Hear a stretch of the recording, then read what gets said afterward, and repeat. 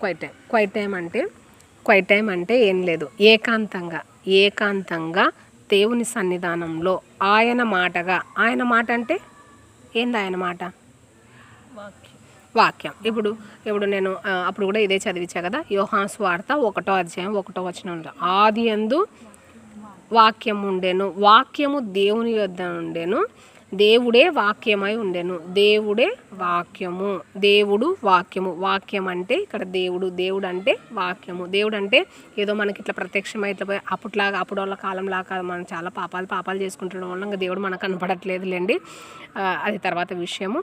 వాక్యం అంటే ఏంటంటే పరిశుద్ధాత్మ ద్వారా మనకు రాయించబడిన లేఖనాలు అవి. కాబట్టి మనం వాక్యం చదువుతున్నప్పుడు ఎవరితో మాట్లాడుతున్నట్టు? దేవునితో మాట్లాడుతున్నట్టు. ఎవరితో మాట్లాడుతున్నట్టు? దేవునితో మాట్లాడుతున్నప్పుడు.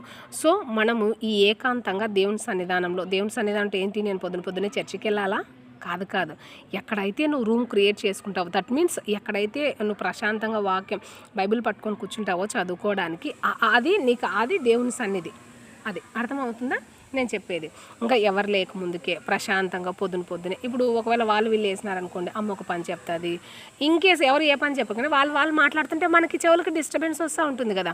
కాబట్టి ఆ డిస్టర్బెన్సెస్ అన్నిట్లని కాకోకుండా కొంత ముందుగా, అందుకే ఇక్కడ ఈరోజు మార్నింగ్ ప్యాసేజ్లో కూడా లూకాసు వార్త 1వ అధ్యాయం 39 నుంచి, పెందల కడనే లేచి ఆయన ఏకాంతంలో అరణ్య ప్రదేశంలోకి వెళ్ళినంటే, అక్కడ అరణ్యం అంటే ఏంటి?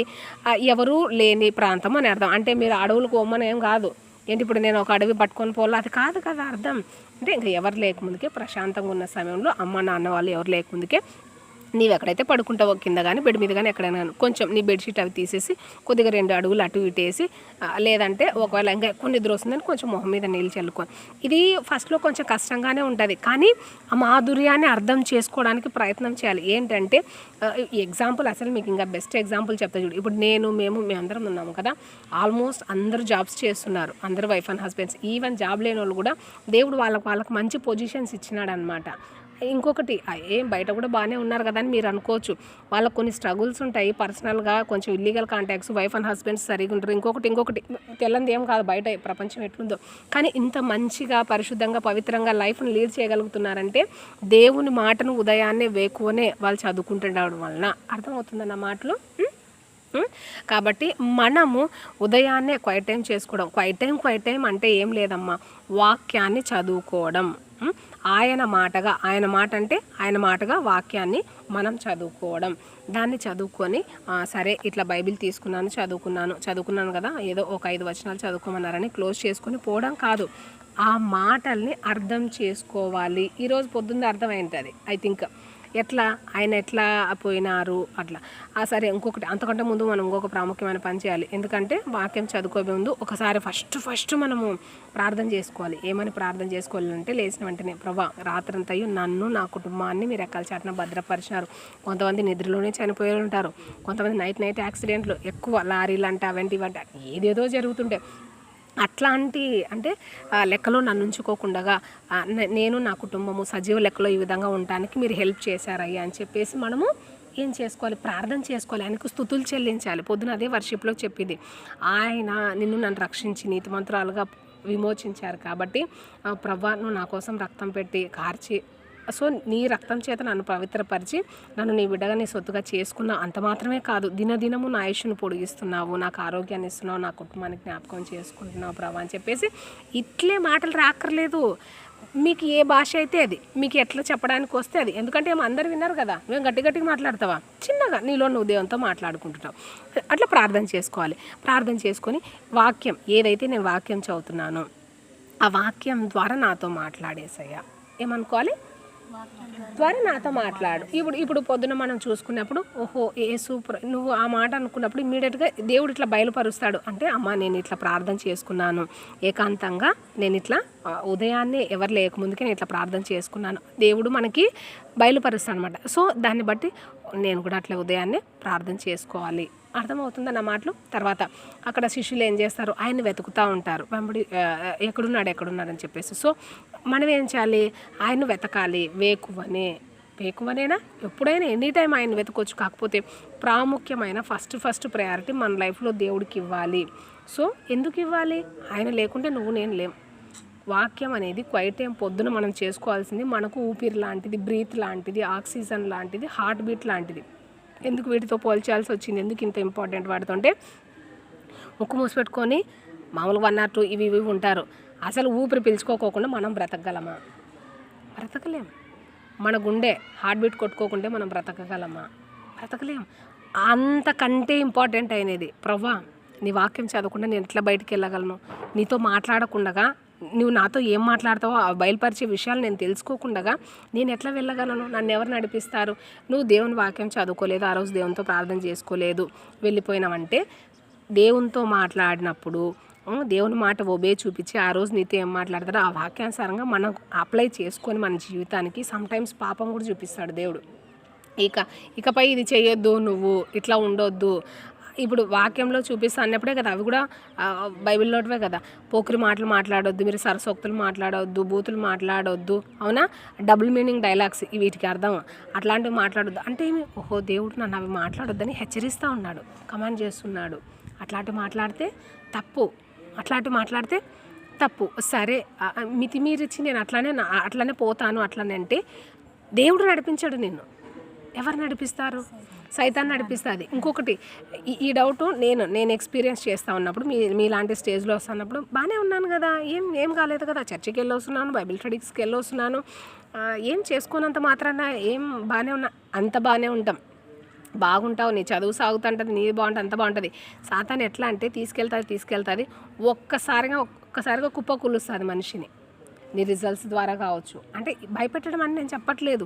దేవుడు నిన్ను నడిపిస్తూ ఉన్నాడు అనుకో, ఆ నడిపింపు సహాయంతో నీకు ఎక్కువ జ్ఞానం ఇస్తాడు, వివేచన ఇస్తాడు. సమ్టైమ్స్ ఈవెన్ బైబిల్ స్టడీకి రావాలన్నా, క్యాంప్స్కి రావాలన్నా కూడా టైం వేస్ట్ అని చెప్తుంటారు. మామూలుగా అయితే కారణం చెప్తున్నాను. నువ్వు ఒక అర్ధగంట ఇస్తే దేవుడు అంతకి ఇంకా ఎక్కువనే కంటే నువ్వు ఎంత కావాలంటే అంత ఇస్తాడు దేవుడు. నువ్వు ఇది కొంచెం ఈ ప్యాసేజ్ ఏదో ఈ చాప్టర్ నేర్చుకోలేదని బాధపడుతున్నావు అనుకో, దేవునికి సమయం ఇచ్చినావు అనుకో, దేవుడు అంతకి ఎక్కువ నీకు జ్ఞానం ఇస్తాడు. 1 or 2 టైమ్స్కి నీకు అర్థమయ్యేటట్లు దేవుడు హెల్ప్ చేస్తాడు. అది ఎవరి కింద ఉన్నప్పుడు? దేవుని నడిపింపు కింద, దేవుని రూల్ కింద ఉన్నప్పుడు అనమాట. నా మాట మీకు అర్థమవుతున్నాయా? ఇట్లా లేదు, నాకు ఆయన వద్దు, నా ఇష్టానుసారంగా ఉంటాను, నేను ఎప్పుడు పడితే అప్పుడు అట్లా చేసుకుంటాను అన్నప్పుడు మనల్ని ఎవరు నడిపిస్తారు? చల్లగా సాతాన్ నడిపిస్తుంది. ఒక్కసారిగా నేను ఎక్కడ దెబ్బతీయాలో, ఇప్పుడు ఈవెన్ ఎగ్జామ్స్ రిజల్ట్స్ కావచ్చు, నీకు హెల్త్ విషయాలు కావచ్చు, ఇంకొకటి కావచ్చు, వేరే శోధనలు కావచ్చు, ఇంకొకటి ఎక్కడ మనం పట్టుకుంటే నాశనం అయిపోయానికి మార్గాలు ఉంటాయి, అక్కడక్కడ మనం సాతాన్ డిస్టర్బ్ చేస్తాను. ఇప్పుడు క్వైట్ టైం చేసుకున్నప్పుడు అర్థమైందే ఎందుకు క్వైట్ టైం చేసుకోవాలి? ఆయన ప్రతిదినం నడిపిస్తాడు. ఆయన వాక్యానుసారంగా నేను వెళ్తే ఆత్మీయంగా బలపడతాను. అంత మాత్రం కాదు, ప్రాముఖ్యంగా మీరు చాలా చూసినారంటే ఈ ఎగ్జాంపుల్స్ అక్కడ చెప్పలేదు, బట్ మీకు చెప్తున్నాను, నాకు దేవుడు తలంపిస్తున్నాడు. వాక్యానుసారంగా జీవితం జీవించిన వాళ్ళు చాలామంది ఉన్నారు. వాళ్ళల్లో చాలా గొప్ప వాళ్ళనుగా చేసినాడు దేవుడు, చాలా అంటే చాలా. ఇప్పుడు ఏసేపు ఉన్నాడు, వాళ్ళ అన్నోళ్ళు తీసుకుపోయి ఆడ గోతులు వేసేస్తే ఐగుప్తు అక్కడ అట్లా పోతాడు. ఎవరు లేరు, ఇష్టం వచ్చినట్లు పాపం చేయొచ్చు, రాజు భార్య పిలుస్తుంది, ఎవరు చూస్తారు? అన్ని డోర్స్ క్లోజ్ చేసేస్తుంది ఆమె చెప్పినట్లే. ఇంక ఎవరు అక్కడ అంతా వినేది. ఏం చేస్తే ఏమవుతుంది? అక్కడ ఎవరు లేరు, తల్లిదండ్రులు లేరు, అన్నోళ్ళు లేరు, ఎవరు లేరు, దేవుడు కంటి కనపడట్లేదు, వాక్యం రూపంలో మాత్రమే. అయినా భయం కలిగి ఉన్నాడా లేదా? అర్థమవుతుందన్న మాటలు. చేయలేదు కదా పాపం. ఎవరికి లోబన్నాడు? దేవుడికి, వాక్యానికి లోబన్నాడు. అంటే అవకాశాలు నీకు ఏ రకంగా అయినా వస్తాయి, వ్యభిచారం అనే కాదు, ఇంకా ఏదైనా కావచ్చు. ఇంకొకటి, సమ్టైమ్స్ మనం ఎంజాయ్ చేస్తుంటాం. నువ్వు టీవీ ముందర కూర్చోకపోవచ్చు, సినిమా పాటలు నువ్వు పెట్టుకోకపోవచ్చు, వింటుంటాం, ఆ మాటలు వింటుంటాం, ఫ్రెండ్స్ చేసే డబుల్ మీనింగ్ డైలాగ్స్ కానీ, జోక్స్ కానీ అవి వింటుంటాం, ఎంజాయ్ చేస్తుంటాం. సో ఇది కూడా తప్ప కాదా? ఎందుకు తప్పు? దేవుడు నీకు అవి చేయమని చెప్పలేదు కదా.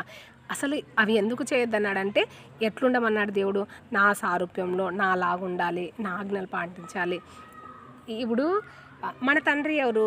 యేసుప్రభువారు కదా. ఎవరైనా కూడా, ఇప్పుడు మీ పేరెంట్స్ ఉన్నారు, మన పేరెంట్స్ ఉన్నారు, వాళ్ళు కష్టపడినా కూడా, వాళ్ళు కూలి పని చేసుకుంటున్నా కూడా వాళ్ళు ఏమనుకుంటారు తెలుసా? నా పిల్లలు ఈ కష్టం పడకూడదు, నేను కష్టపడితే నాకు ఇంకా ఇట్లా నా శరీరం అయినా కూడా పర్లేదు, నా బిడ్డలు బాగా చదివించుకోవాలా, మంచిగా ఉన్నత స్థానంలో ఉండాలి, మంచిగా ఉద్యోగాలు ఇది అనుకుంటారు ఎవరైనా? చెప్పండి, ఎవరైనా అనుకుంటారా? అనుకోరా? నేను పని పోతున్నా, నా పిల్లని పనికి వేసుకొని పోతే ఇంకా డబ్బులు ఎక్కువ వస్తుంది అనుకోవట్లేదు కదా మన పేరెంట్స్. అంటే ఏంటంటే, నేనేమంటున్నా అంటే, మన పరలోకపు తండ్రి, మన దేవుడు ఉన్నతంగా నన్ను గణపరచు వారిని, నన్ను హెచ్చించు వారిని అవునా? వాళ్ళు తగ్గించుకున్నప్పుడు నేను వాళ్ళని హెచ్చిస్తా. ఈ మాటలన్నీ అంటున్నాడు, ఏం మీరు నా ఊరికే లోబడితే, లేకుంటే మీరు ఇట్లా ఉంటే గాడికి సార్లే అట్లా చెప్పట్లేదు దేవుడు. నిన్ను ఇంకా ఎక్కువ బ్లెస్ చేస్తాడు. మోర్ దెన్ ఎక్కడో అన్య దేశంలో ఊరు కానీ ఊరు ప్రజల మధ్య అక్కడ ఆయన ప్రదానం చేశారు. దానియేలు చిన్న ఉన్న పిల్లోడు ఉన్నప్పుడు పోతే అక్కడికి 15 years లోపు ఉన్న పిల్లోడు పోతే అక్కడ తన ఏజ్ అంత అయిపోయాక అక్కడే ఉంటాడు. అందరి మీద అధిపతిగా ఉంచుకుంటూ పోతాడు దానియేల్ని వేరే దేశంలో. అవునా కాదా? ఇట్లాంటివన్నీ మోషే కూడా అంతే. అసలు ఆయన బ్రతకడమే కష్టం. ఆయన ప్రణాళికలో ఉన్నాడు కాబట్టి. అవునా కదా? ఇట్లాంటి వాళ్ళు దండిగా మంది ఉన్నారు. అబ్రహాం కూడా అంతే. ఆయన అసలు జీవితంలోనే ముసలోడు. ఆయన బాబుని కండమే ఎక్కువ కనడము, మళ్ళీ అంత విస్తారమైనంత ఇసుకరేణువులు అంత పిల్లలు వాళ్ళు ఇస్రాయేల్. మనమే కదా అందరం జనాభా. అసలు ఇదంతా ఊహించలేనా? ఎక్కడనైతే కథ అనుకుంటారు, కానీ కాదు ఇదంతా నిజంగానే జరిగింది. ఇప్పుడు ఆ ఇజ్రాయేల్లో అక్కడ కూడా ఉన్నారు. అందుకే వాళ్ళకి తిరుగులేదు, అంత చిన్న దేశమైనా కూడా ఇజ్రాయేల్కి. అవునా కాదా? కాబట్టి దేవుడు ఆయన మాట విన్నప్పుడు, నువ్వు ఆయన మాట ద్వారా వాక్యం చదువుకొని చేస్తూ ఉన్నప్పుడు, ఆయనకు ఒబే చేసినప్పుడు నిన్ను అంత ఈజీగా వదిలేయడు. నువ్వు నాశనం అయిపోవడానికి కానీ నువ్వు ఇంకొకటి అస్సలు. మళ్ళీ ఇంకా మాటలు బైబిల్లో ఏం రాసిందంటే, కంటికి కనుపాపలే మిమ్మల్ని కాపాడుతాను, మిమ్మల్ని ముట్టలోనూ నా కనుగుడు. ఇవన్నీ ఉన్నాయి, బైబిల్లో ఉన్నాయి, కీర్తనలో ఉన్నాయి. మిమ్మల్ని ముట్టినట్టు ఎట్లా, ఎవరిని ముట్టినట్లు? నా కనుగుడ్డును ముట్టినట్టు. మన ప్రీషియస్ ఏంది? పొరపాటున ఇక్కడ మామూలుగానే మనం తెలియకోకుండా పోతేనే కన్ను ఆటోమేటిక్గా మూసుకుంటామా? అవునా? అది జరుగుతుంది కదా. అంటే ఇది చాలా ప్రీషియస్ కదా. అవునా కదా? చాలా డెలికేట్ కదా. అట్లాంటిది వేరే వాళ్ళు వచ్చి మనల్ని టచ్ చేయాలంటే ఎవరి కన్ను ముట్టినట్లు? కన్ను కూడా కాదు, లోపల కన్ను పాప. ఇది అంతగా మనకి ఇంపార్టెన్స్ ఇస్తున్నాడు ఆయన. దీనికి ఏమైనా మనం డబ్బులు ఖర్చు పెడతామా? ఏమైనా బరువులు ఎత్తుతామా? ఏమి చేయం. నీ మొదటి స్థానం, నువ్వు దినంలో ఏదైతే నీకు మొదటి స్థానం ఉంటుందో, నీ ఫస్ట్ ప్రయారిటీ. నాకు గంటలు ఏమన్నాడా? ఒక 15 నిమిషాలు లేదా 20 నిమిషాలు నాతో మాట్లాడు. నిన్ను నడిపిస్తా, నిన్ను గైడ్ చేస్తా, నిన్ను కంఫర్ట్ చేస్తా, నీకు జ్ఞానం ఇస్తా, నీకు వివేకాన్ని ఇస్తా, నీకు మంచి ఆరోగ్యం ఇస్తా, నీకు ఉన్నత స్థానం. నువ్వేం కావాలనుకుంటున్నావు చెప్పు, నువ్వేం చదువుకోవాలనుకుంటున్నావు, ఎవ్రీథింగ్ ఇస్తాడు దేవుడు. సో దానికి అడ్డుపడే కొన్ని ఆటంకాలు కూడా ఉన్నాయి. ఇప్పుడు క్వైట్ టైం అంటే ఏమో తెలుసుకున్నాం, దానివల్ల బెనిఫిట్స్ చూసుకున్నాం కదా. దాన్ని చేసుకోకుండా అడ్డుపడేటివి కూడా మనకు కొన్ని ఉన్నాయి. మనం మనుషులం, మనం చెట్లం రాళ్ళం కాదు, మనుషులం కదా. సో కొన్ని వాటికి మనము కఠినంగా నిర్ణయాలు తీసుకోవాలి. ఇప్పుడు మన కాలేజ్ విషయంలో అనుకో, ఇప్పుడు ఎగ్జామ్స్ అనుకో, చచ్చినట్టు మనకి ఎన్ని ఉన్నా, ఎంత బాగాలేకున్నా దేకుంటే పాకుంటే ఎగ్జామ్ రాస్తారు. ఎందుకు? పోతే మళ్ళీ సప్లిమెంటరీ పడుతుంది కాబట్టి. అవునా కాదా? మనకేం దేవుడు అంత కష్టం ఎప్పుడు పెట్టాడు. అసలు ఆ కష్టం దేవుడు ఎప్పుడు పెట్టాడు. కొన్ని మనకి నిద్రమత్తు వస్తుంది. 1 రోజు 2 రోజులు 3 రోజులు చేయించండి అంతెందుకు. ఇప్పుడు నేనున్నా కదా, ఇంకా మామూలుగా రోజు పిల్లలకి అన్నకి నాకు బాక్స్ చేయాలి కాబట్టి ఆటోమేటిక్గా నాకు 5 క్లాస్ అలవాటు అయింది. అంతకుముందు 4 క్లాస్ ఉంటే ఇంకా అలవాటు అయిపోవడం వల్ల నాకు ఆటోమేటిక్గా ఉన్నా లేకుండా ఇప్పుడు క్యాంప్లో ఉన్నా నాకు ఆ టైంకి మెలకు వస్తుంది. నేనేమంటున్నా అంటే ఒక 2-3 రోజులు అలవాటు చేసుకోండి. 5కు లేకుంటే మళ్ళీ కనీసం 5:30. అప్పుడు ఇంకా ఎవరు లేచిండరు కదా. మీ ఇంట్లో ఎవరు లేని టైంకి ఒక 15-20 నిమిషాలు ముందు లేని నాన్న చాలు. ఓకేనా? లేచి కొంచెం అట్లా అంటే మీ నిద్ర పోయేటట్లు కొద్దిగా వాక్యం చదువుకొని ప్రార్థన చేసుకొని, వాక్యం ద్వారా దేవుడు నీతో మాట్లాడితే ఆ దినం అంతా దేవుడు నడిపింపు ఉంటుంది. ఎంత ఆశీర్వాదం చెప్పండి మనకు. నేను నా లైఫ్ గురించి చెప్తాను చూడండి. మామూలుగా కూడా అంతే. నేను పొద్దున కూడా అదే మాట చెప్పిన.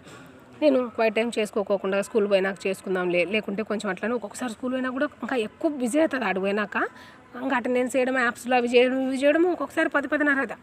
నేను ఏ రోజైతే క్వైట్ టైం పోస్ట్ పోన్ చేసుకుంటా ఖచ్చితంగా, కానీ కొంచెం అటు ఇటు ఖచ్చితంగా ఆ రోజు నాకు ఏదో ఒకటి జరిగింటుంది. ఒకసారి ఎంఏ సారే వచ్చినాడు, బాగా కోటింగ్ ఇచ్చిపోయినాడు. ఇది ఊరికే అంతే, ఏమీ ఉండవాడ అట్లా. అంటే అట్లాంటి ఇంకా చాలా వేరే కారణాలు, లేకుంటే ఎవరితోనో చిన్న మాట డిస్టర్బెన్సెస్ రావడం, ఇట్లా ఏదో ఒకటి. మనము సాతాను కాసుకొని ఉంటుంది. సాతాను ఏంది దయ్యం నా చుట్టూ తిరుగుతుంది అనుకుంటారా? అట్లా కాదు. అంటే మళ్ళీ మీరు భయపడదు, పిల్లలు భయపడకూడదు అన్నమాట. ఈ డౌట్ ఎట్లా వచ్చిందంటే, పెద్ద పాప అడిగింది, ప్రైజ్ అడిగింది. అంటే దయ్యం తిరుగుతుందా మా ఏంట మమ్మీ ప్రార్థన చేసుకోకుంటే అనింది. పిల్లకు అని చెప్పిన, దేవుడు ప్రార్థన చేసుకుంటే దేవుడు నీతో ఉంటాడు, దేవుడు నీతో తిరుగుతుంటాడు. నువ్వు పడుకున్నా భయపడకుండా దేవుడు నిన్ను జోకొడతాడు ఉంటాడు. ప్రార్థన చేసుకోకుంటే ఎవరుంటారు? దయ్యం ఉంటుంది, సాతాను ఉంటుంది. అట్లా కాదు, కానీ అది కాసుకొని ఉంటుంది అనమాట. ఈ పిల్ల వాక్యం చదువుకోకుండా ప్రార్థన చేసుకోకుంటే ఇష్టానుసారం ఈ పిల్ల జీవితంతో నేను ఫుట్బాల్ ఆడుకుంటా, నా ఇష్టం వచ్చింది చేసుకుంటా. అవి సాతాను చేసే క్రియలు ఎట్లా అంటే మనకి ఎక్కువ హైప్ ఆనందాన్ని ఇస్తుంది అనమాట. అప్పటికి ఇప్పుడు మేబీ ఫిల్మ్ అనుకో, చాలా సంవత్సరాలు అయిందిలేండి. ఎప్పుడో నేను రక్షింపబడు అప్పుడెప్పుడో చూసినాను, చాలా ఏళ్ళైంది. ఆ 2 hours అసలు వేరే ప్రపంచమే ఉండదు. అవునా? మామూలుగా ఏదైనా అట్లా మూవీ కానీ అవి చూసినాం. తర్వాత దానివల్ల ఏమన్నా ఉపయోగం ఉందా? సాతానైతే ఆనందపడుతుంది, దేవుడు ఎంత క్షోభపడతాడు. ఇంకా ప్రాముఖ్యంగా రక్షింపబడకముందు అయితే తర్వాత విషయం. ఇప్పుడు రక్షింపబడిన తర్వాత నేను మీలాంటి పిల్లలు ప్రతి ఒక్కళ్ళకి చెప్పే మాట ఇదే, రక్షింపబడిన తర్వాత పరిశుద్ధాత్మ దేవుడు ఎక్కడుంటాడు? మన హృదయంలో. దేవునితో కలిసి నేను టీవీ చూస్తానా? దేవునితో కలిసి నేను సినిమా పాట పాడతానా? దేవునితో కలిసి నేను అబద్ధాలు ఆడతానా? దేవునితో కలిసి నేను వేరే వాళ్ళతో బూతులు ఇంకా నువ్వే చేసినా అది నీలో దేవుడు ఉన్నాడు కదా. దేవునితో కలిసి నేను అట్లాంటివి చూడకూడదు చూస్తానా? దేవునితో కలిసి నేను చేయకూడని పనులు చేస్తాను కానీ మన వల్ల దేవుడు ఉన్నాడు కదా. నువ్వే చేసినా ఎవరితో కలిసి చేస్తున్నట్టు? అవునా కదా? నా మాటలు మీకు అర్థమవుతున్నాయి అనుకుంటా. ఇప్పుడు అంతవరకు లేనంతవరకు సాతాను దాంతో కలిసి చేసినావు. ఇప్పుడు యేసుప్రభువుని లోపల పెట్టుకొని నువ్వు టీవీ చూస్తుంటే ఎంజాయ్ చేస్తుంటే ఎవరిని నువ్వు లోపల పెట్టుకొని ఆ పని చేస్తున్నట్టు? ఏడుస్తాడు దేవుడు, దుఃఖపడతాడు. ఈ మాటలని బైబిల్లోనే నేను నిజంగా నేను చెప్పేవి కాదు. మీరు ఏమంటే బైబిల్ ఇంకా డెప్త్గా చదివే అర్థం. దేవుడు దుఃఖపడుతాడు, ఏడుస్తాడు మనం ఆ పనులు చేస్తూ ఉంటే. దేవుడిని దుఃఖపెడితే ఏడిస్తే మనకు లాభమా? దేవాది దేవుడు ఆయన బాధ పెట్టడమా? కాదు కదా. నువ్వు నేను బాధపడకూడదని, నువ్వు నేను సిలువెక్కకూడదని, నువ్వు నేను నాశనానికి పోకూడదు, యుగాలు సాతాన్ దగ్గర మనం ఆ నరకం అనుభవించకూడదని లోకంలో ఇంతమంది ఉన్నారా? మన చుట్టూ మన ఫ్రెండ్స్ ఉన్నారు, మన చర్చకు వచ్చేటోళ్ళు ఉన్నారు, మనవాళ్ళు ఉన్నారు, వీళ్ళు ఎంతోమంది ఉన్నారు. కానీ దేవుడు నిన్ను జ్ఞాపకం చేసుకొని పేరు పెట్టి పిలిచినాడు, నా బిడ్డను నా సొత్తు. ఏం చేయొద్దు, నాకు ఫస్ట్ ప్రయారిటీ అమ్మ నీ లైఫ్లో. ఎందుకు ఏమంటున్నాడు? ఆయన స్వార్థం కోసం ఏమైనా చేసుకుంటాడా? నేను నడిపిస్తా, నీకు నేను తోడుకుంటా, నీకు నేను హెల్ప్ చేస్తా, అంతే. అవునా కాదా? మన అమ్మలు కూడా ఏమన్నా ఆశించా మనల్ని నడిపించేది కాదు కదా. అవునా కదా? ఎందుకు? నేను నిన్ను నడిపిస్తే నువ్వు మంచిగా ఉంటావమ్మా, నీ మార్గాలు బాగుంటాయి, నువ్వు మంచిగా ఉంటావు, నీ లైఫ్ మంచిగా ఉంటుంది, నీ టెస్టిమనీ చక్కగా ఉంటుంది. లేదనుకో నవ్వుల పాలు అవుతాం. ఏమవుతాం? ఏమీ రాకుండా ఇష్టానుసారమైన జీవితం జీవించి ఇష్టానుసారంగా తిరిగి ఇష్టం వచ్చినట్లు బ్రతకడం వలన నువ్వు నా ఉల్పాలు అవుతావు, నీ పేరెంట్స్ కూడా అపకీర్తి వస్తుంది, నీ జీవితం అంతా స్పాయిల్ అయిపోతుంది. కాబట్టి నువ్వు నా దగ్గర ప్రార్థన చేసుకోవడం వలన, నేర్చుకోవడం వలన నా లక్షణాలు నీకు వస్తాయి, నా గుణగణాలు నీకు వస్తాయి. నేను మంచివాడిని కదా. మీకు అర్థమయ్యే భాషలో నేను మాట్లాడుతున్నా. దయాళుడు అవన్నీ ఆశ నిగ్రహం అవి చెప్తే మీకు అర్థం అవ్వవు కదా ఆ భాషలో. అందుకు నేను ఈ భాషలో చెప్తున్నా. నేను మంచివాడు కదా దేవుడు. నాకు కోపం లేదు. నేను చాలాసార్లు మిమ్మల్ని ప్రేమిస్తూనే ఉన్నాను. మీరు అట్లా ఎదుటి వాళ్ళు కోప్పడొద్దండి, అబద్ధాలు ఆడొద్దండి, చెడ్డ చూపులు నేను చూడను కదా. మీకు అర్థమయ్యే భాషే. దేవుడు అట్లా మోహపు చూపు చూడు కదా, చూస్తాడు దేవుడు కాదు కదా. చెప్తున్నాను అనమాట. నేను ఇవన్నీ లేవు నాలో. మీరు నా దగ్గరకు వస్తే నాలాగా ఉంటారు, నా పోలికలో ఉంటారు. ఎందుకంటే భూమి మీద ఉన్న వాటిలో వాటిని దేవుడు తన చేతులతో చేసుకునేది ఒక్క మనల్ని తప్ప. అన్నిట్లా ఊరికి కలుగుగాక అంటేనే నిన్ను నన్ను ఒకరికున్న పోలికలు ఒకరికి ఉండవంటారు కదా. ఆయన స్వరూపంలో మనల్ని తన చేతులతో చేసుకున్నాడు. ఎవరివి నువ్వు? దేవుని బిడ్డవి. ఎవరిలాగా జీవించాలి? ఆయనలాగా జీవించాలి. సో దానికి ఏమడుగుతున్నాడు? నీ ప్రథమ స్థానాన్ని నాకు ఇవ్వమ్మా. నువ్వు వాక్యాన్ని ధ్యానించి వాక్యంలో నేను ఏవైతే మాటలు చెప్పింటానో వాటి ప్రకారం నీ జీవితాన్ని కట్టుకో, అంతే. ఇప్పుడు చెప్పిందంతా కూడా మనకు 15-20 నిమిషాల్లోనే చేసుకుంటాం. మనం గంటలు ఏం చేస్తామా? ఒకవేళ వీలైతే నైట్ వచ్చిన తర్వాత 2 సేపు వాక్యం చదువుకుంటావు, ప్రేయర్ చేసుకుంటావు, పడుకుంటావు, అంతే కదా. అర్థమైంది అన్నమాట. సో ఖచ్చితంగా మనము క్వైట్ టైం చేసుకోవాలి. క్వైట్ టైం చేసుకోకుండా మన దినాన్ని ఆరంభించినామంటే ఎవరు మనల్ని నడిపిస్తారు? ఇంకొకటి పొద్దున మాట చెప్పా, వాక్యం చదువుకోకుండా ప్రార్థన చేసుకోకుండా ఎవరితోనైనా మాట్లాడినంటే అది వాళ్ళకు శాపవచనాలు చెప్పినా. సామెతలు 27:14 ఉంటుందని. అక్కడ నీ స్నేహితునికి నువ్వు దీవించే దీవెనలు శాపవచనం ఉంటాయి. దీవెనలు అంటే అట్లనే కాదనమాట. మనకి ఎవరైనా పొద్దున్నే చిరునవ్వుతో గుడ్ మార్నింగ్ చెప్తాం, లేకుంటే బాగున్నాం, ఇంకొకటి ఇవే కదా మన దినాలు స్టార్ట్ అయ్యేది. మోస్ట్లీ మన ఇంట్లో వాళ్ళతోనే మన డే స్టార్ట్ అవుతుంది. సో మనం దేవుని దగ్గరికి వెళ్ళకుండా వాళ్ళతో మాట్లాడిన శాపవచనాలు. నాకు ఈ మాట చాలా భయం వేసింది ఇవి విన్నప్పుడు. ఒక స్పీకర్ అని ఇట్లే చెప్తా ఉన్నప్పుడు. ఎందుకు మన వల్ల అందరికి శాపం? అవునా? కాబట్టి మనం దేవుని కొన్ని నిమిషాలు దేవునితో మాట్లాడి ప్రార్థన చేసుకొని వాక్యం చదువుకొని ఈరోజు ఇవి చూపించినావు కదా, నేను తీసుకుంటానయ్యా, నాకు చేత కాదు, నాకు అవి పోవు, నా నేచర్లో అవి లేవు, నువ్వు నాకు హెల్ప్ చేస్తే పోతాయి. నేను ఒకప్పుడు విపరీతంగా నేను కూడా సినిమాలు చూసేదాన్ని, దేవుని పాటలు ఇంకా సింగర్ దుమ్ములు చెప్తుండే 2-3 సార్లు వింటాను, నాకు ఇంకా ఒట్లా వచ్చేస్తాయి నోటికి. చెప్తున్నా అనమాట. నాకు ఇప్పుడు ఈవెన్ సినిమా పేర్లు తెలియదు, ఇంకా చూడట్లేదు కదా, ఇంట్లో టీవీ లేదు, పేపర్లో కూడా ఆ పేజ్ లేదు, ఏం ఇంకా నాకేం తెలియట్లేదు అనమాట. కాబట్టి నేను ఏమంటున్నా అంటే మనం ఏదైతే మన యాటిట్యూడ్ ఉంటుందో అదే మన క్రియల్లోకి వస్తుంది అంటున్నా. అర్థమవుతుందన్నమాట. అవునా కాదా? ఒకప్పుడు నేను దాని వెంట పరిగెత్తినాను కాబట్టి అది నాకు ఎక్కువ వచ్చింది. ఇప్పుడు నేను దేవుని వెంట పరిగెత్తుతున్నాను కాబట్టి ఆయన లక్షణాలు నాకు ఆపాదించబడుతున్నాయి. క్లియరా? ఇట్లా మనము పొద్దున దేవునితో మన దినం స్టార్ట్ చేసుకో. ఫస్ట్ కష్టంగా ఉంటుంది. ఇప్పుడు సాతాను ఏమనుకుంటుంటా తెలుసా, రా అన్నీ నేర్చుకురా, పోతానే నీకోసం కాసుకొని ఉంటా, టీవీ ఉంటుంది, ఫ్రెండ్స్ ఉంటారు, ఏంటివో ఉంటాయా, వచ్చారబ్బా పెద్ద భక్తురాలు. ఇంకా మనం ఏమన్నా ఇంకా 2-3 రోజులు ఇంకా పాస్టర్లు అయిపోయింటాం కదా, ఇంటికి పోతానే క్యాంపుకి వచ్చినాక సాతాను నన్ను శోధించొద్దు, ఇంకా ఏ వైపు నుంచి వచ్చినా ఏం నాకు సాతాను ఇంత అవి వస్తూనే ఉంటాయి. మనం జాగ్రత్త పడాలి, దూరంగా ఉండాలి. టీవీ ఉంది, నువ్వు దాని దగ్గర కూర్చుంటే ఇంకెంతైనా వినపడుతుంది, పక్కకు రావాలి. చదువుకునే కన్నా ఇంకొకటి కారణాలు, అవునా? మనకి తెలుసు ఎట్లా తప్పింపబడాలని. దేవుని అడిగినా ఆయన కూడా మనకి సహాయం చేస్తాడు. ఇప్పుడు ఒక ఐటెం గురించి కొంచెం అన్న అర్థమైందా? ఓకేనా? క్లియరా? ఇప్పుడు మీకు ఏమైనా డౌట్స్ ఉన్నాయా? లేవా? డౌట్స్ ఏమన్నా? తర్వాత వాక్యం చదువుకుంటావు, వాక్యాన్ని అర్థం చేసుకుంటావు, అంటే వాక్యం ధ్యానిస్తావు. ఇది చెప్తా చూడండి. ఫస్ట్ దాదాపుగా 1-2 ఏళ్ళ వరకు ఓన్లీ సువార్తలు చదవండి పొద్దున పూట్ల. సాయంత్రం మీ డైలీ పోర్షన్ ఏదంటే అది చదువుకోండి సాయంత్రం పూట్ల, లేకుంటే మధ్యలో మీకు ఫ్రీ ఉంటే పొద్దున గాస్పల్స్ ఎక్కువ చదవండి, సువార్తలు. మత్తయి సువార్త స్టార్టింగ్లో ఫస్ట్ చాప్టర్లో అంతా వంశావళులు ఉంటాయి. 2వ అధ్యాయం నుంచి ఒక 10 వచనాలు, 10 ఎక్కువే, మీరు ఫస్ట్లో స్టార్టింగ్లో 5 వచనాలు కనీసం 5 వచనాలు, లేదంటే ఒక చిన్న ప్యాసేజ్, 5 వర్స్ ఆర్ ఒక ప్యాసేజ్. అర్థమవుతుంది నా మాట? చదువుకోండి, అర్థం చేసుకోండి. ఏముండదు. నువ్వు ఆశ కలిగి ఎప్పుడైతే దేవుని దగ్గరికి వెళ్తావో, వాక్యం తీస్తావో చదవాలని నువ్వు ఖచ్చితంగా దేవుడు నీతో మాట్లాడతాడు. నీకు అర్థమయ్యేటట్లు దేవుడే చేస్తాడు.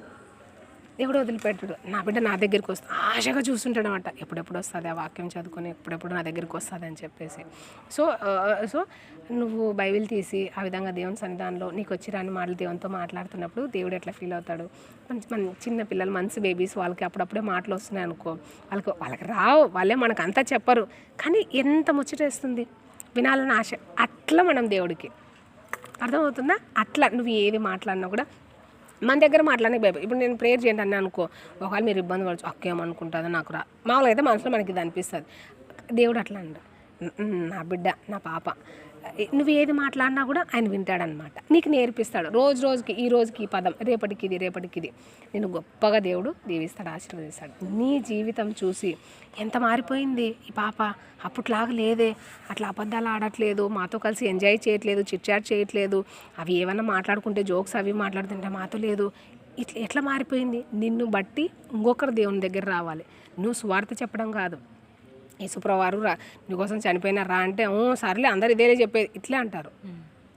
నిన్ను బట్టి మారాలి, నీ క్యారెక్టర్ని బట్టి మారాలి, మన యాటిట్యూడ్ని బట్టి, మన బిహేవియర్ని బట్టి. అర్థమవుతుందా?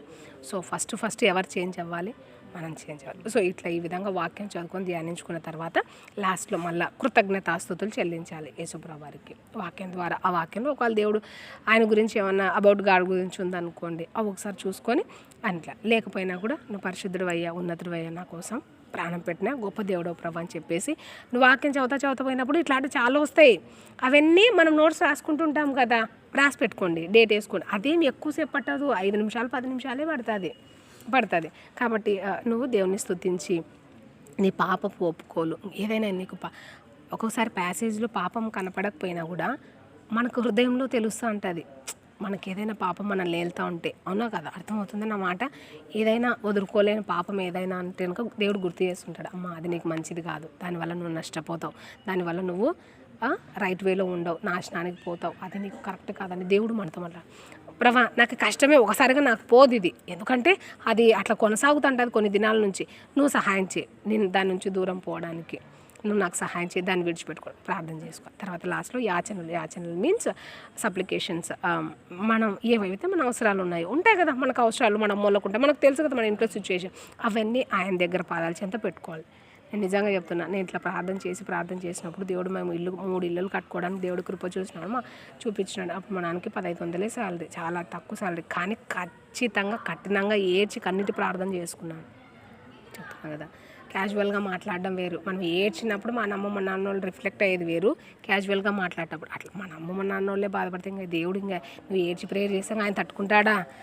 నా బిడ్డ ఏడ్చేస్తుంది బాబోయ్, ఈ పిల్లకి ఇచ్చేయాలి అనుకుంటాడు అనుకోడు దేవుడు. ఇదంతా నా జీవితంలో జరిగింది. నేను చాలా నార్మల్ స్టూడెంట్. ఇప్పుడన్నా మీరు బాగా చదివే పిల్లలు 10th క్లాస్ వరకు చాలా చాలా నార్మల్ స్టూడెంట్. ఇంటర్మీడియట్ ఫస్ట్, తర్వాత బీఈడి, డిగ్రీ, పీజీ ఇవన్నీ నేను చెప్పుకోవడానికి నా గొప్ప కాదు, అసలు నాకు ఏమీ లేదు. నా చదివేటోళ్ళు అంతకంటే చదివేటోళ్ళు అందరూ ఉన్నారు. ఎక్కువ పోరాడేదాన్ని. ఎందుకు? నేను నీ బిడ్డను కదా. ఇప్పుడు వాళ్ళు దేవుని నమ్మని బిడ్డలు, వాళ్ళు ఫస్ట్ ఎట్లా వస్తారు, వాళ్ళు వచ్చినారు అనుకో, అప్పుడు మేము ఏమవుతాము, ప్రేయర్ పోయి టైం వేస్ట్ చేసుకుంటారు. మాకు డైలీ ప్రేయర్ జరిగేవి. మీరు బైబిల్ చదువుకు ఒకసారి రానికే మిమ్మల్ని దేక్కొని పీక్కోవాలా. మాకు రోజు ప్రేయర్ జరిగేవి. రోజు మేమే పోతాము. కూర్చునేకి లేకపోతే ఇట్లా గోడలు ఉంటే ఆ గోడలెక్కి కూర్చునే వాళ్ళం. మిగతా పిల్లల్ని అన్యుల్ని అందరిని తీసుకొని అంత ప్రేమ నిజంగా దేవుడు మాకు అట్లా కృప చూపించినాడు. లేకపోతే మెట్ల మీద ఆడంటే కూర్చొని వాళ్ళందరూ వస్తా అంటే వాళ్ళు అట్లా నేను నీకు టైం ఇచ్చినా కదా, నాకు హెల్ప్ చేయడం. అట్లా దేవుడు నాకున్న చిన్న సమయాన్ని గంట దేవుడు హెల్ప్ చేసి వచ్చినాడు ఫస్ట్ రావడానికి. అక్కడ డిపార్ట్మెంట్ ఫస్ట్, పీజీలో కూడా అంతా అసలు అక్కడైతే ఇంకా ఎస్వి యూనివర్సిటీ తిరుపతిలో అక్కడక్కడ డిస్ట్రిక్ట్స్ నుంచి మాత్రమే వస్తారు. చిన్న అట్లా కాదు, డిస్ట్రిక్ట్ ఒకరికి ఇద్దరికి సీట్ రావడమే కష్టం. అక్కడ కూడా దేవుడు నాకు డిపార్ట్మెంట్ ఫస్ట్ ఇచ్చినాడు. చెప్తున్నా కదా, ఇది నాది కాదు. అక్కడ కూడా ఇట్లే ప్రార్థన చేసుకున్నా. అన్యులకు వచ్చింది అనుకో ప్రభా, ఏమవుతుంది, నీ నామం మహిమపరచబడదు కదా, మాకు రాని, దేవుని బిడ్డలమైన మాకు రాని, మమ్మల్ని బట్టి నీవు మహిమపరచబడతావు. ఇట్లా ప్రార్థన. ఆడుండంగానే అప్పుడే బీఈడి ఎగ్జామ్ డిసెంబర్లో రాసినాను, పీజీ ఎగ్జాము ఏప్రిల్లో రాసినాను, మేలో అదే ఆ వెంటనే నెలలోనే డిఎస్సి పడింది. జస్ట్ అటెంప్ట్ చేశాను. అటెంప్ట్ చేయడం అంటే చాలా చదివా, టైం డివైడ్ చేసుకొని. మీరు ఎట్లా చదువుతారో నాకు తెలియదు. జస్ట్ ఫుడ్ తిని రావడము, హాస్టల్లో ఉన్నాను, 8 hours దీనికి చదవడము, 8 hours దీనికి చదవడం, మిగిలిన అవర్ దాని వరకు ఒక 4-5 hours నిద్రపోతా అంటే చదివి ఇంకా ఒక సందర్భంలో నాకు మెంటలో వస్తుందేమో అట్లా అయిపోయింది. చెప్తున్నా కదా, నాకు ఈ దేవుడు ఎంతనో, దేవుడు ఇచ్చిన నా బాధ్యత చదవడం, దాన్ని కూడా అస్సలు నెగ్లెక్ట్ చేసేదాన్ని కాదు. పిచ్చి చదువుతుంటే దేవుడు అప్పుడే నాకు జాబ్ ఇచ్చేసినాడు. ఆంగా ఇంటికి రాకముందుకే. ఇంకా సెకండ్ ఇయర్ ఉంటే తర్వాత ఇంకా వీళ్ళు 1 సంవత్సరం పోస్ట్ లేట్ చేసి బీఈడి టీటీసీ అనుకుంటా. మళ్ళీ అప్పుడు ఏం చేసినా ఏమోలే, ఈ పోస్ట్ ఎప్పుడో వస్తుందో, 1 సంవత్సరం అవుతుందో 6 నెలలు అవుతుందో అని మళ్ళీ కస్తూర్బాలో ఆడ జాబ్ వచ్చింది. మళ్ళీ కడపలో ఆడ జాబ్ వచ్చింది. అప్లై చేసినవన్నీ వచ్చేసినాయి. ఇంకా వచ్చేసింటే ఇంకా ఆడికిడికి ఏం పోతావులే, డిఎస్సి జాబ్ వస్తుంది కదా అని ఇంకా అక్కడే కస్తూర్బాలో ఈ ఆడికిలో కొన్ని రోజులు చేసిన. అప్పుడే నేను, రాజీ, సంగం మేమంతా ఫ్రెండ్స్ అయింది మేము బిఫోర్ మ్యారేజ్. మళ్ళీ ఇమీడియట్గా దేవుడు నాకు ఆ వితిన్ ఇయర్లోనే జాబ్ ఇవ్వడము, నేను కళ్యాణ దుర్గంకి వెళ్ళిపోవడము, అంతా నా 21 yearsలోనే జాబ్ వచ్చేసింది నాకు. ఇప్పుడు దీంట్లో నాది ఏమీ లేదు, నేను చాలా నార్మల్. ఎవరు నాకు హెల్ప్ చేసింది? నేను నమ్మకంగా ఉన్నా. నేను ఆడపిల్లనే, నేను చెట్టు నేను రాయం కాదు. నాకు ప్రపోజల్స్ చేసి నేను నిజంగా ఓపెన్గా చెప్తున్నా. పీజీ అంటే చాలా ఫాస్ట్ కల్చర్ ఉంటుంది, అందులోనే ఎస్వి యూనివర్సిటీ. నాకు అట్లాంటివన్నీ వచ్చినాయి. కానీ ప్రార్థన చేసుకునేదాన్ని. నేను వాటికి లోన్ అవ్వకూడదు, వాళ్ళు నన్ను అట్లా చూడకూడదు, నేను అట్లా కంటపడకూడదు. మా సీనియర్స్ నుంచి కూడా నేను మీకు ఓపెన్గానే చెప్తున్నాను. బట్ అయితే నేను వాటికి లొంగిపోయాను అనుకో, ఇవన్నీ స్పాయిల్ అయిపోతాయి. ఇంకా సాతాన్ చేతికి నేను వెళ్ళిపోతాను కదా. ప్రార్థన చేసుకునేది, ప్రభావ వీటి నుంచి నన్ను ప్రొటెక్ట్ చేయండి, వీటి నుంచి నన్ను కాపాడండి అని చెప్పేసి. అట్లా ఎన్నో జరిగినాయి నా లైఫ్లో కూడా అట్లాంటివన్నీ డిస్టర్బెన్సెస్. కానీ వాటన్నిటిలో కూడా ఈవెన్ మా ఊర్లో కూడా అంతమంది పిల్లలకి గాస్పల్ చెప్తూ, ఈసీ క్యాంప్స్కి నడిపిస్తూ, డీటీకి నడిపిస్తూ, ఊర్లోనే మేము క్యాంపులు 60 మంది 70 మందికి చెప్తున్నా చూడు. నేను ఎప్పుడు అనుకునేదాన్ని, నన్ను గాజు బొమ్మలా కాపన్నావు కదా ప్రభా. ఎక్కడ నా టెస్టిమనీ ఇంత పోయినా కూడా అక్కడ అంత పరిచర్య జరిగేదా? ఇప్పుడు వాళ్ళు ఒక్కొక్క ప్లేస్లో వాళ్ళ ప్లేస్లో అక్కడ అటాచ్ అయినారు యూస్కి. ఎక్కడ నాది పోయినా కూడా మళ్ళీ ఒక ఫ్యామిలీనే మనది. నేను అన్న పొద్దున పోతే రాత్రి వచ్చేటోడు, ఎందుకంటే దూరం కదా ఇక్కడ నుంచి. నేను చాలాసార్లు అనుకున్నా, నాకు తెలియకుండానే నన్ను అంత భద్రపరిచినావు కదా, నువ్వు ఎవరికి అంట పడుకోకుండా. నా టెస్టిమనీ పోయింటే అక్కడ పరిచర్య జరిగేది. అంతమంది స్టూడెంట్ వచ్చేవాళ్ళు ఓపెన్ హోమ్గా ఉన్నప్పుడు. ఊర్లోనే క్యాంప్, వాళ్ళని పిలుచుకొచ్చే మాకు చేత కాక అంతమంది. ఒకసారి 75 members ఈసీ క్యాంప్కి, డీటీ క్యాంప్ అంటే 38, 39 members, 45 members అట్లా. ఏఎల్టీ క్యాంప్ అంటే కూడా మాకు 28కు 35కి బిల్లు అట్లా. అందుకు ఇంకా మేమే క్యాంప్ అక్కడ. నేను కోఆర్డినేటర్, మేము చేసుకునేవాళ్ళం అనమాట. ఖర్చు ₹1 బయట నుంచిలే. లోన్ పెట్టినా ఒకసారి ఇంకా డబ్బులు లేకపోతే ఇంకా అంత డబ్బులు కావాలి కదా, 30,000 40,000. సో ఇది నా గొప్పతనం కాదు, దేవునికి నేను లోపల. మీకు ఇదంతా లేవు. మీ దగ్గర ఉన్న అక్క వాళ్ళు, అన్న వాళ్ళు, మీ అక్క వాళ్ళు గ్రాడ్యుయేట్స్ ఉంటారు కదా, వాళ్ళు మిమ్మల్ని దేవుడి మాటలు చెప్పినప్పుడు వెళ్ళండి. వాళ్ళకేం కాదు, అది వాళ్ళకి చాలా ఆశీర్వాదం అది. ఎందుకంటే వాళ్ళు మీ దగ్గరికి వస్తున్నారు కాబట్టి. మీరు వెళితే ఇంకా మీకు ఆశీర్వాదం. చూడండి, ఈ మాటలన్నీ మనకి ఎవరు నేర్పిస్తారు? యూఎస్ఐలో ఉన్నటువంటి మన బిలీవర్స్, అక్క అన్న మన వాళ్ళే నేర్పిస్తారు. అర్థమైందా? ఇప్పుడు వైట్ టైం అర్థమైంటుంది, టెస్టిమనీని ఎట్లా కాపాడుకోవాలో చాలా విషయాలు అర్థమైనాయి కదా. ఇంకా సైలెంట్ విజిల్ కూడా వేసినారు, ఇంతకంటే ఎక్కువ అవుతుంది. ఓకేనా? హోప్ మీకు అందరికీ యూజ్ అయిందంటే అనుకుంటున్నాను.